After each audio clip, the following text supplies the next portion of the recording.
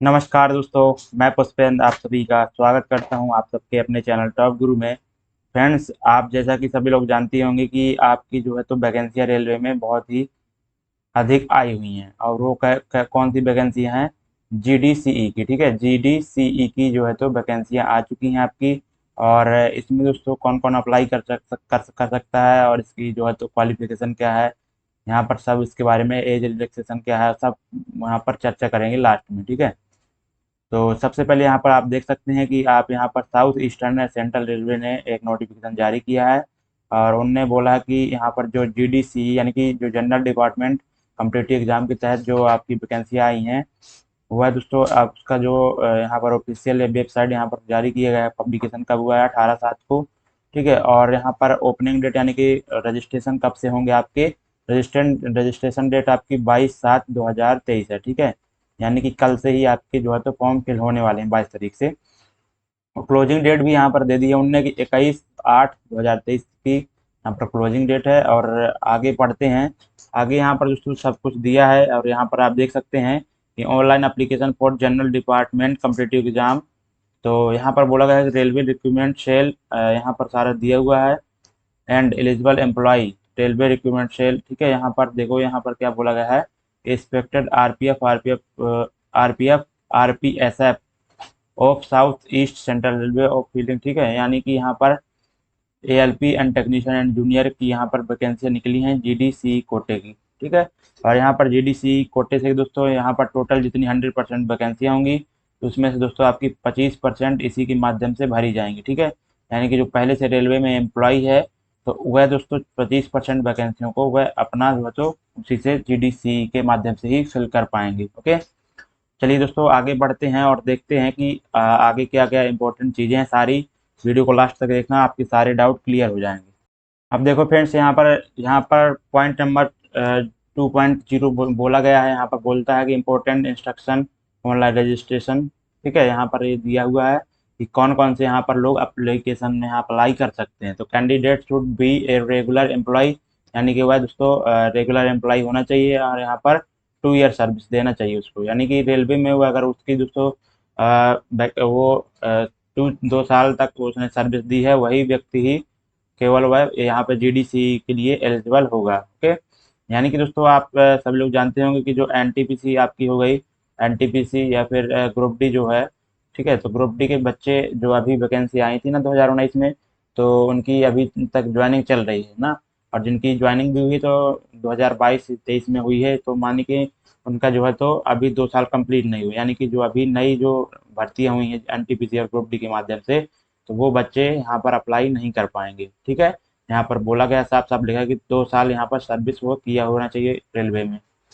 आगे है, आगे आगे यहाँ पर अगला पॉइंट यहाँ पर देखते हैं। जो इम्पोर्टेंट पॉइंट है वही हम बताएंगे। अगला इम्पोर्टेंट पॉइंट यहाँ पर है, बोला जा रहा है कि एप्लीकेशन आर बी सबमिटेड, यानी कि आप एप्लीकेशन कहाँ से भर सकते हैं? इस वाली जो तो साइट से। ठीक है, तो यहाँ से आप एप्लीकेशन आप भर सकते हैं, एप्लीकेशन फॉर्म आप 22 जुलाई से। ठीक है, अगला यहाँ पर देखते हैं, अगला पॉइंट यहाँ पर देखते हैं। जो इम्पोर्टेंट पॉइंट होंगे वही हम देखेंगे। और यहाँ पर पॉइंट है आपका यहाँ पर 2.10। ठीक है, यहाँ पर candidate are not allowed to apply for the same post. ठीक है, यानी कि दोस्तों जो पहले से जिस पोस्ट में है, कोई भी जो है तो कैंडिडेट उसी अगर पोस्ट के लिए अप्लाई करता है तो वह यहाँ पर एलिजिबल नहीं होगा। ठीक है, यानी कि प्रेजेंटली वर्किंग जिसमें भी वह होगा तो उसी पोस्ट के लिए वह अप्लाई नहीं कर पाएगा। तो क्या, जैसे कोई बच्चा ग्रुप डी में है और वो ग्रुप डी के लिए ये जो ग्रुप डी में है, तो एएलपी और जेई की तो निकली है वैकेंसी। ठीक है, एएलपी और जेई की तो निकली है। ठीक है, तो कोई बच्चा जैसे ग्रुप डी में है तो वह एएलपी की भर सकता है और जेई की भर सकता है। ठीक है, लेकिन कोई व्यक्ति अगर एएलपी में ही है और एएलपी की ही पोस्ट भर रहा है वो, तो वहाँ पर जो है तो वह एलिजिबल नहीं होगा। ठीक है, सेम पोस्ट में एलिजिबल नहीं होगा। तो इसलिए उसको अलग ही यहाँ पर, जैसे कोई बच्चा एएलपी में है तो वह जेई में भर सकता है।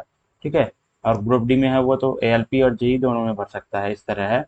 अगला यहाँ पर जिसको यहाँ पर अगला पॉइंट देखते हैं, आरपीएफ और RPSF personnel are not eligible. ठीक है, यानी कि जो यहाँ पर आरपीएफ और आरपीएसएफ के लिए है, जीडीसीई जो है तो यह एलिजिबल नहीं है उसके लिए। ठीक है, आरपीएफ और आरपीएसएफ वाले जो बच्चे हैं तो वह एलिजिबल इसके लिए नहीं होंगे। साफ साफ यहाँ पर बोला गया है, यानी कि यहाँ पर केवल आपके ग्रुप डी वाले हो गए, ALP JEE वाले बच्चे ही यहाँ पर एलिजिबल हैं।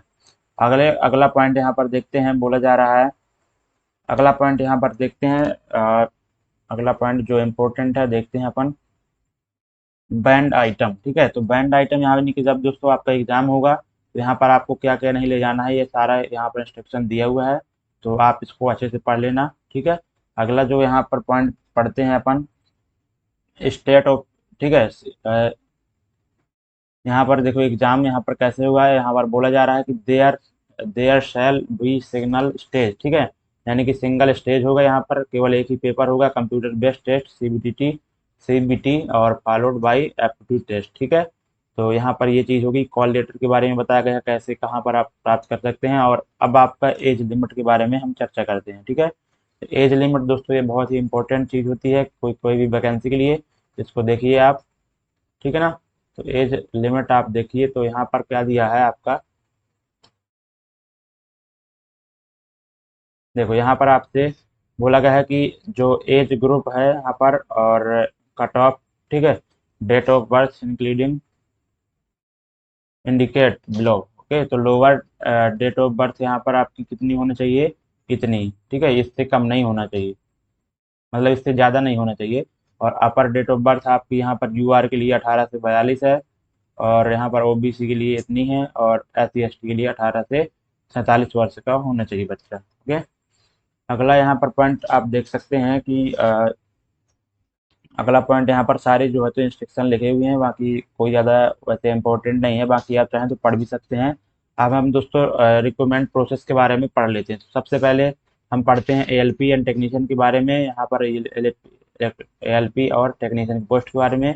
तो ओनली सिंगल ऑनलाइन एप्लीकेशन यहाँ पर होगा, और यहाँ पर देखो क्या बोला गया है कि CBT होगा इसके लिए, computer based test.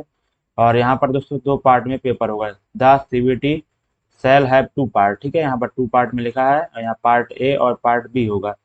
Part A के बारे में दोस्तों देखते हैं, तो पार्ट ए दोस्तों आप सभी लोगों को पता ही होगा, जो आपका ALP का होता है ना पार्ट। ठीक है, ALP का जो CBT 2 होता है ना फ्रेंड्स, CBT 2 होता है, तो सेम उसी फॉर्म में ये रहने वाला है।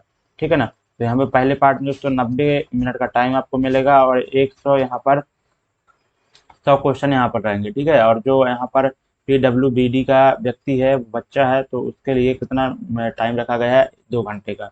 ओके, तो टाइम दोस्तों वही है। और यहाँ पर बोला जा रहा है कि a the mark score is part alone sell we use short listed. ठीक है, यानी कि यहाँ पर इसी से आपकी मेरिट बनेगी, और ये पार्ट भी जो है आपका, ये केवल क्वालिफाइंग मार्क है। ठीक है, यानी कि इसमें आपको केवल क्वालिफाई करना है, और आपका ये दोस्तों मेरिट में नहीं जुड़ेगा, मेरिट में केवल आपका जुड़ेगा पार्ट ए वाला। ठीक है, बाकी इसमें साइको वगैरह भी होगा, तो उसका दोस्तों पार्ट ए का 70%, साइको का आपका 30% यहाँ पर लिया जाएगा। और यहाँ पर सिलेबस के बारे में बताया गया कि पार्ट ए का सिलेबस क्या रहेगा, तो मैथमेटिक्स का दोस्तों यहाँ पर देखो सब दिया हुआ है। नंबर सिस्टम आपका रहेगा, बोर्ड मास और डेसिमल फ्रैक्शन और LCM, ऐसे भी ये सारा जो सिलेबस दिया हुआ है आपका। इसी तरह जनरल इंटेलिजेंस रीजनिंग का दिया हुआ है। तो ये सारा दोस्तों आप अच्छे से पढ़ लीजिए, सिलेबस वाइज आप पढ़ना स्टार्ट कर दीजिए। ठीक है, आपका एग्जाम भी दोस्तों बहुत जल्दी होने वाला है, लगभग जुलाई अगस्त में आपका एग्जाम हो जाएगा। अगला जो आपका पार्ट B यहाँ पर आता है, तो उसमें दोस्तों आपके 60 क्वेश्चन रहेंगे। ठीक है, सॉरी 60 मिनट रहेंगे, और क्वेश्चन आपके 75 रहेंगे। ठीक है, और यहाँ पर दोस्तों जो PWBD के बच्चे हैं, यानी कि दिव्यांगजन है जो, उन्हें 80 मिनट का टाइम मिलेगा। और बता दें फ्रेंड्स कि जो यहाँ पर क्वालिफाइंग मार्क्स यहाँ पर दिया हुआ कि पार्ट B का कितना है, 35%, यानी कि आपका अगर आप 75 का 35% निकालें, यानी कि लगभग आपके 28-29 नंबर के आसपास आते हैं। ठीक है, 27-28 ऐसे कुछ नंबर आएंगे, तो आप क्वालिफाई कर जाएंगे। ठीक है, और ये कोई मेरिट नहीं इससे बनती है। ठीक है ना, और यहाँ पर इसके सिलेबस के बारे में बताया गया है कि this part qualifying in nature, यहाँ पर सारा कुछ दिया हुआ है। और दोस्तों सिंपल सी बात बता दें कि जो ट्रेड आपकी यहाँ पर ITI की रही हो, या फिर जिस भी ट्रेड से आपने कुछ भी यहाँ पर इंजीनियरिंग की हो वगैरह वगैरह, तो उसी ट्रेड का यहाँ पर आपको यहाँ पर पार्ट B में क्वेश्चन मिलने वाले थ्योरी के। ठीक है, अगला यहाँ पर दोस्तों देखेंगे, उसके बाद यहाँ पर सारा दिया हुआ है कि इंजीनियरिंग सारा डिप्लोमा डिग्री के बारे में बताया गया है। और यहाँ पर qualifying mark the candidate needs secure a maximum score of 42 mark in each of the test. ठीक है, यानी कि प्रत्येक टेस्ट में उसको मिनिमम दोस्तों 42 मार्क उसको प्राप्त ही करना चाहिए, तभी वो क्वालिफाई होगा। अगला यहाँ पर बोला जा रहा है, देखो अगला पॉइंट यहाँ पर जूनियर इंजीनियर के बारे में पढ़ लेते हैं। तो जूनियर इंजीनियर की पोस्ट भी दोस्तों यहाँ पर निकली है, ओनली सिग्नल ऑनलाइन एप्लीकेशन यहाँ पर सारा कुछ दिया हुआ है। और इसमें भी दोस्तों ये आपका सीबीटी होगा, और इसमें आपका 2 घंटे का टाइम मिलेगा, ठीक है ना। और यहाँ पर 150 क्वेश्चन आपके रहने वाले हैं आरआरबी जेई में। और जो पीडब्ल्यूबीडी के बच्चे हैं उनको 160 मिनट का टाइम यहाँ पर मिलेगा। और यहाँ पर सिलेबस के बारे में भी देख लीजिए, सिलेबस यहाँ पर सारा दिया हुआ है। देखो सिलेबस आप यहाँ पर सारा एक बार पीडीएफ हम डिस्क्रिप्शन में डाल देंगे, ठीक है, टेलीग्राम चैनल में, वहाँ से आप प्राप्त कर लीजिएगा। और यहाँ पर देखो सब्जेक्ट यहाँ पर जनरल अवेयरनेस के दोस्तों आपके 15 क्वेश्चन रहेंगे, और प्रत्येक क्वेश्चन 1 नंबर का रहेगा, ठीक है ना। और फिजिक्स एंड केमिस्ट्री के 15 क्वेश्चन रहेंगे। Basics of computer and application यहाँ पर उसके 10 क्वेश्चन रहेंगे। Basic of environment and pollution control यहाँ पर 10 नंबर का। और टेक्निकल एबिलिटीज आपकी 100 नंबर की रहेंगी, ठीक है। टेक्निकल एबिलिटी 100 नंबर की, ये दोस्तों बहुत ही महत्वपूर्ण पार्ट होता है, ठीक है। इसके बिना आप इसको क्वालिफाई नहीं कर सकते हैं। जब तक अच्छे से आप ये तैयार नहीं करेंगे तो क्वालिफाई नहीं होगा आपका। तो इसके टोटल 100 क्वेश्चन हो गए, और 120 मिनट का टोटल टाइम मिलता है। तो दोस्तों आप इसके लिए ज़रूर तैयार रहें। और फ्रेंड्स बता दें कि हम जो है तो डेली ही जो है तो प्रीवियस क्वेश्चन करा रहे हैं लोको पायलट के, तो उनको जरूर देखना, ठीक है। तो टेलीग्राम चैनल पर जरूर जुड़ जाएं। तो उम्मीद करता हूँ दोस्तों आपने वीडियो से सारी इन्फॉर्मेशन जो इम्पोर्टेंट थी वो सारी प्राप्त कर ली होगी। तो आप ये डेट ज़रूर ध्यान देना कि आपकी जो क्लोजिंग डेट है ना वो कौन सी है। यहाँ पर फॉर्म फिल करने की क्लोजिंग डेट आपकी है 22, ठीक है, सॉरी 21 अगस्त 2023 की है क्लोजिंग डेट, ठीक है। देखिए इससे पहले आप वहाँ पर ऑफिशियल वेबसाइट भी दी थी ना, वहाँ से आप यहाँ पर भर सकते हैं, ठीक है ना। कहीं आपको जाने की ज़रूरत नहीं है, ऑफिशियल वेबसाइट यहाँ पर इस वेबसाइट में आप फॉर्म भर सकते हैं। और ये 22 जुलाई से ही स्टार्ट हो चुके हैं फॉर्म फिल होना, ठीक है, स्टार्ट हो जाएंगे। तो दोस्तों उम्मीद करता हूँ आप वीडियो को लास्ट तक अवश्य देखा होगा। तो मिलेंगे नेक्स्ट वीडियो में, तब तक के लिए सभी को जय हिंद।